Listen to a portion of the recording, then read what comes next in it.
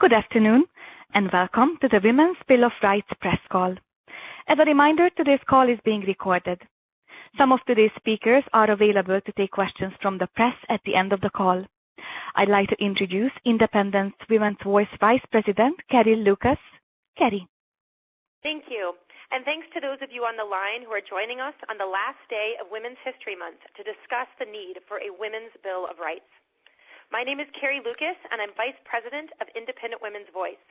Independent Women's Voice is the leading national women's organization dedicated to developing and advancing policies that support equal opportunity and freedom for all Americans. At IW, we believe that we are lucky to live in a country where women are generally at liberty to pursue their own personal visions of the good life, a nation in which unjust and arbitrary sex discrimination is unlawful. But we are concerned that today the definition of sex discrimination and of womanhood itself is being disingenuously manipulated to harm women and girls. That's why this diverse group of women have come together to champion a Women's Bill of Rights. Our Women's Bill of Rights is model legislation that will codify the meaning of basic sex-based words such as female, male, woman, man, and declare once and for all that laws that prohibit sex discrimination prohibit unfair treatment of people based on their immutable biological sex traits. Here to discuss the Women's Bill of Rights and to introduce our remaining speakers is my colleague, Jennifer Braceras. Jennifer is an attorney with expertise on Title IX and federal anti-discrimination law. She is a former commissioner with the U.S. Commission on Civil Rights, and she is the director of Independent Women's Law Center. Jennifer, the floor is yours. Thank you, Carrie. Good afternoon, and thank you to everybody who's joining us today to learn about the Women's Bill of Rights drafted by Independent Women's Voice, Independent Women's Law Center, and Women's Liberation Front, also known as WOLF. You can find copies of the document on our respective websites, IWV.org, IWLC.org, and Women'sLiberationFront.org. You will notice, if you look at the document, it does not offer any particular policy solutions to issues surrounding sex and gender. Rather, it offers a set of principles upon which policy can be based. Perhaps more importantly, it codifies the legal meaning of certain terms so we can have honest discussions, and so our current laws can't be manipulated to achieve unintended outcomes.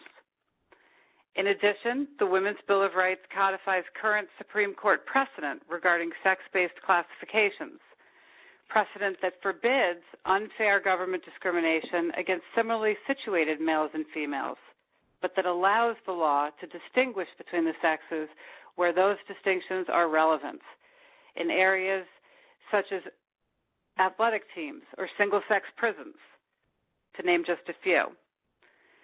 10 years ago, I never would have thought that a Women's Bill of Rights was necessary. But then, 10 years ago, the definition of the word woman was uncontroversial. Today, unfortunately, it is increasingly difficult to talk about women's rights in a common language. If we don't clarify what it means to be a woman and codify the definition of common sex-based terms, laws that prohibit sex discrimination will cease to mean anything at all. And that is an untenable situation for women on both sides of the political aisle. That's why IW, a group of right-of-center conservative and libertarian women, have joined forces with WOLF, a feminist group on the left of the political spectrum, to create this document.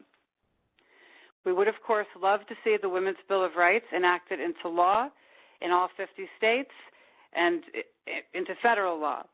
But for now, we are thrilled to unveil it as a vehicle to help change the conversation and to educate Americans from all walks of life about the ways in which activists are manipulating language to change our culture, twist our anti-discrimination laws, and undo a generation of progress in women's rights.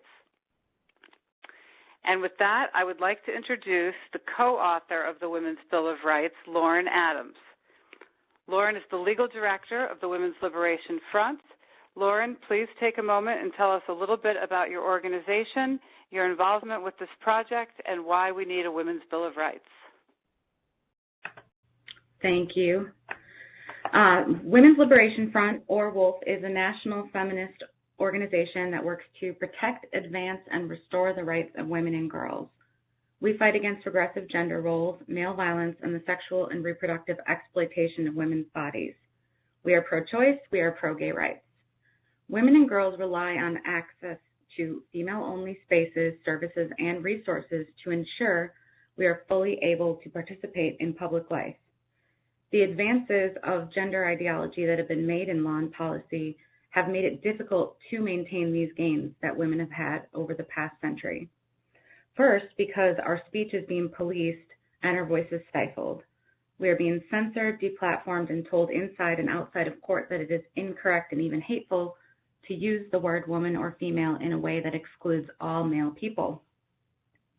The second reason it's been difficult is because these policies are often implemented away from the public eye with no debate or discussion and with no transparency.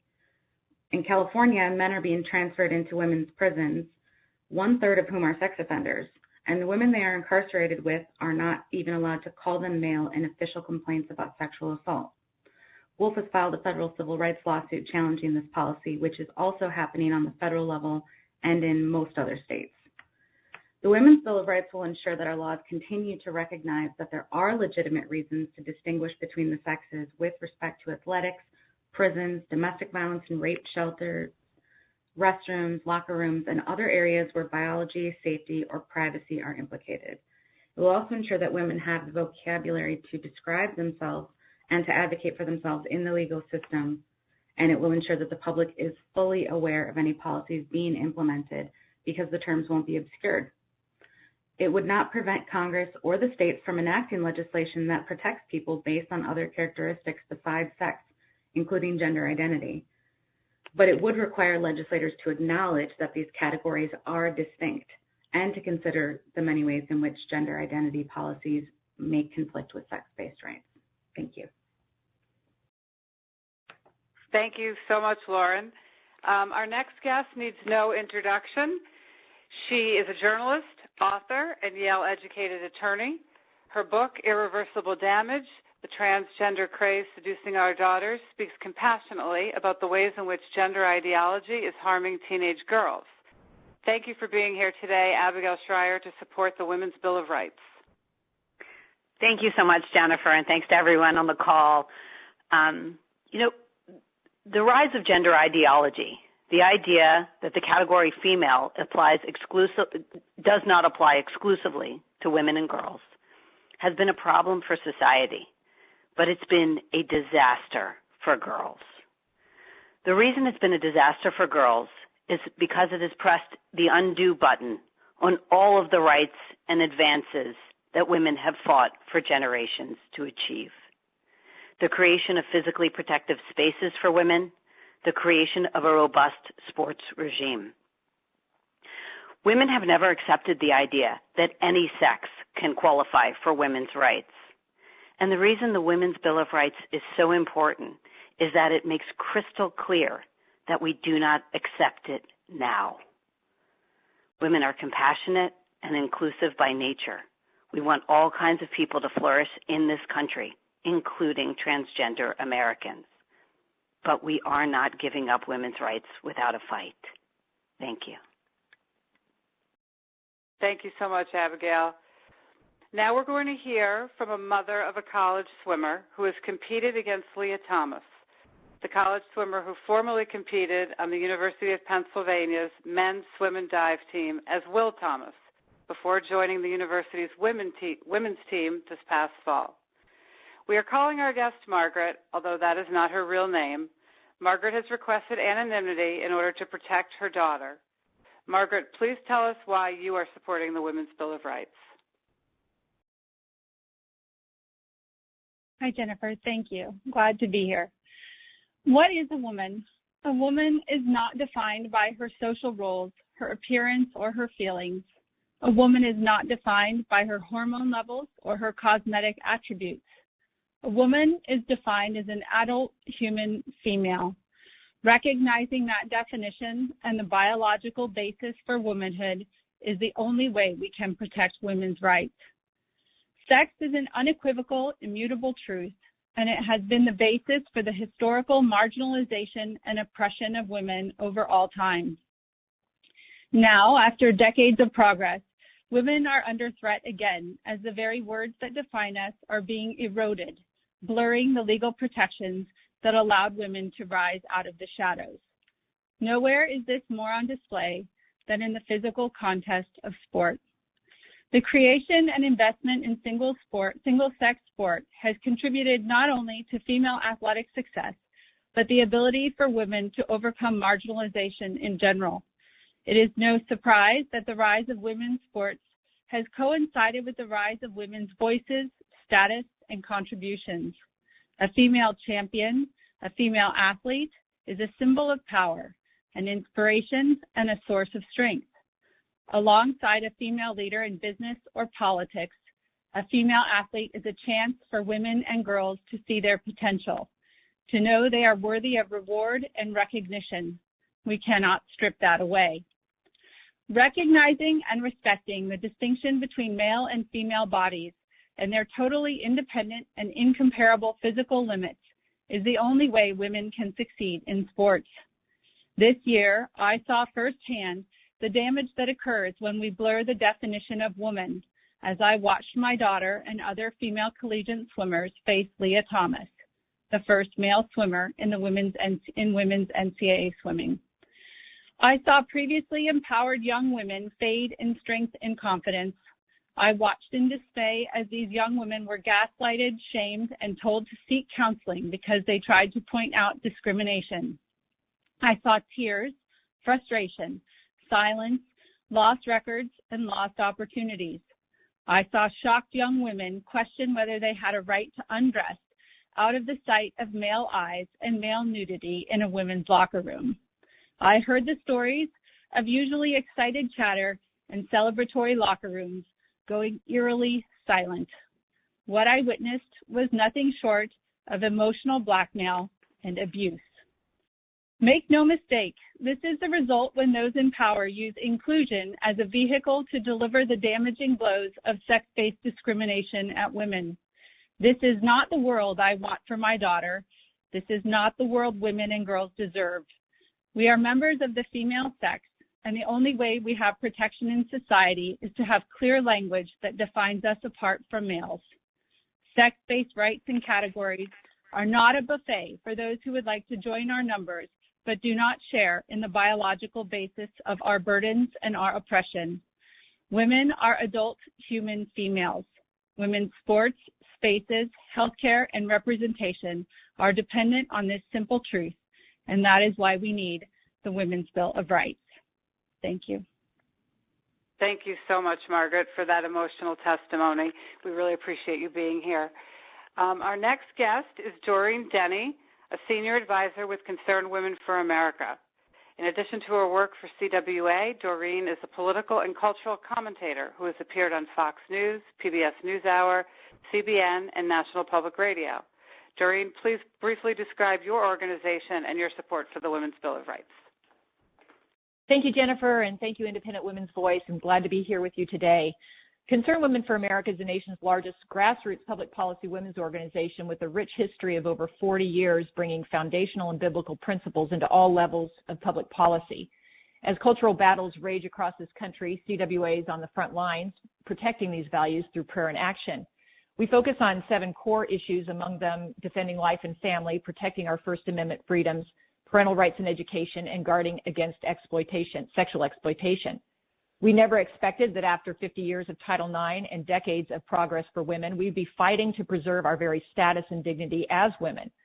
From day one, CWA put a stake in the ground on the fundamental truth that mankind is created male and female. This is not theology, it's reality.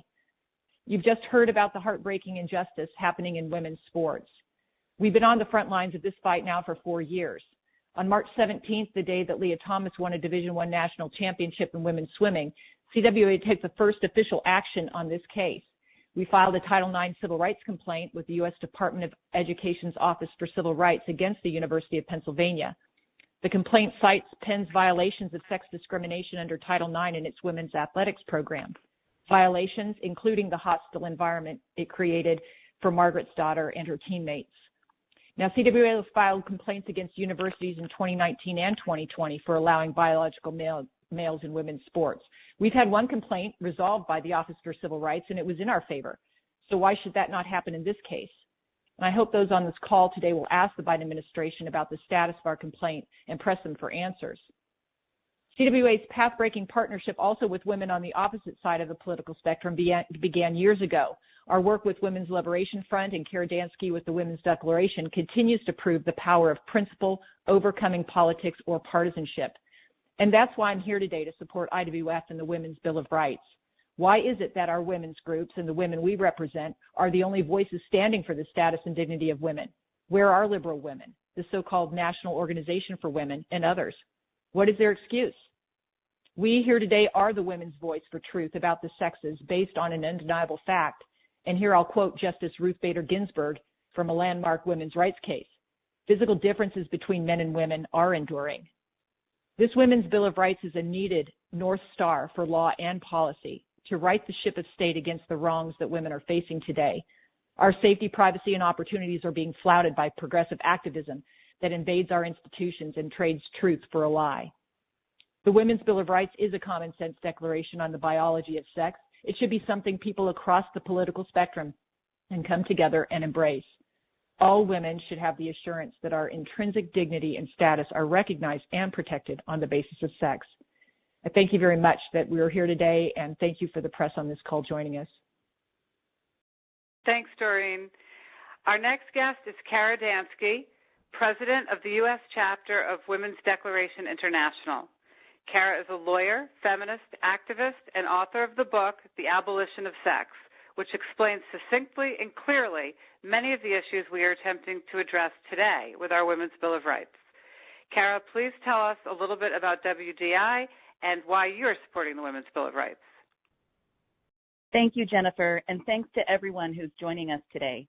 Women's Declaration International is the leading global organization dedicated to protecting the rights, privacy, and safety of women and girls as a sex class.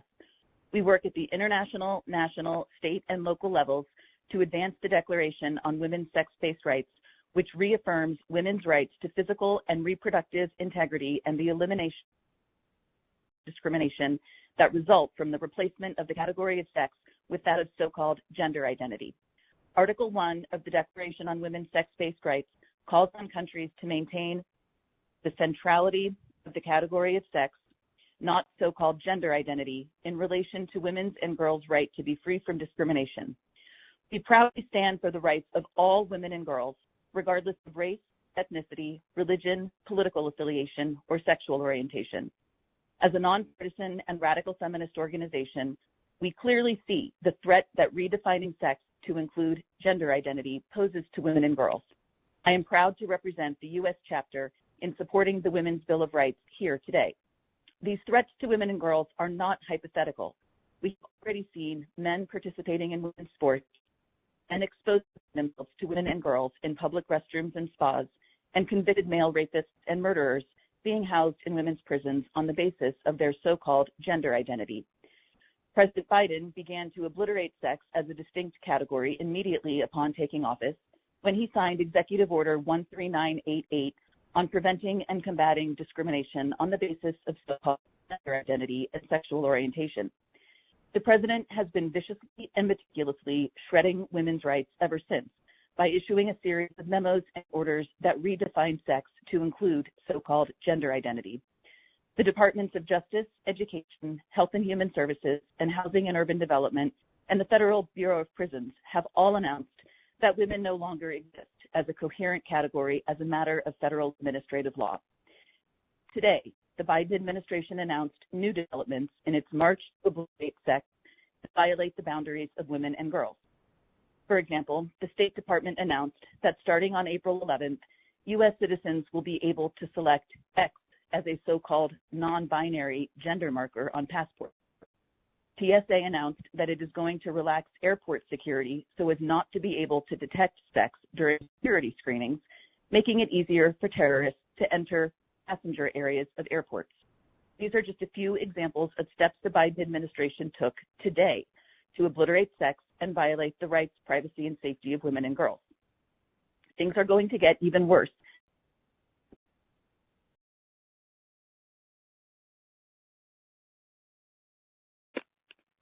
for the sex-specific sports and spaces. Book, The Abolition of Sex, I explain why the redefinition of sex to include so-called gender identity harms everyone by obliterating the material reality of biological sex. The so-called transgender movement is not a civil rights movement to protect a community of marginalized people. It is a top-down movement to abolish sex as a coherent category in law and throughout society, and it is being fueled by a trillion-dollar industry consisting of pharmaceutical companies, medical supply companies, foundations, law firms, and nonprofit organizations. This industry-funded movement harms everyone, but it harms women and girls in particular. Everyone is either female or male. Everything else is a lie. In January, President Biden announced that he would nominate a Black woman to serve as next in the Supreme Court, and he did. The president and Judge Jackson know exactly what the word woman means. Every single American knows that a woman is an adult human female. Dworkin once said that sexism is the foundation on which all tyranny is built. Every social form of hierarchy and abuse is modeled on male over female domination. It's absolutely right.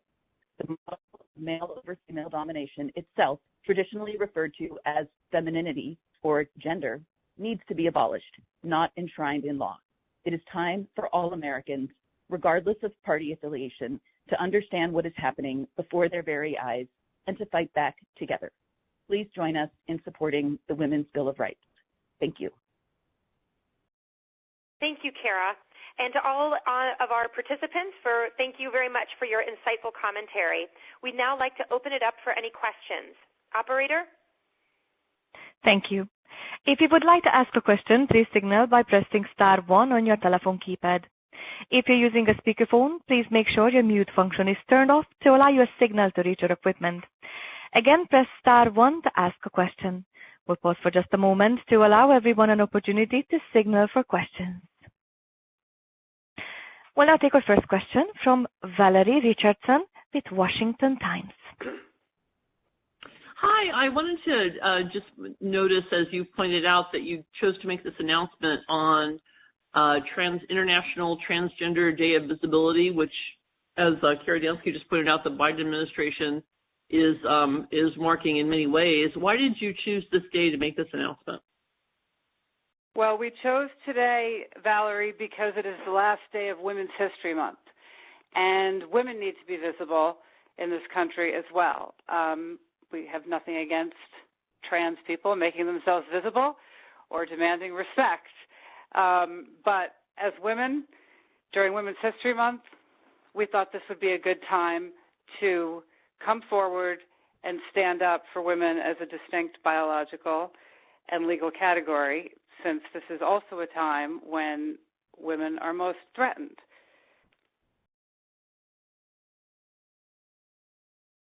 Thank you.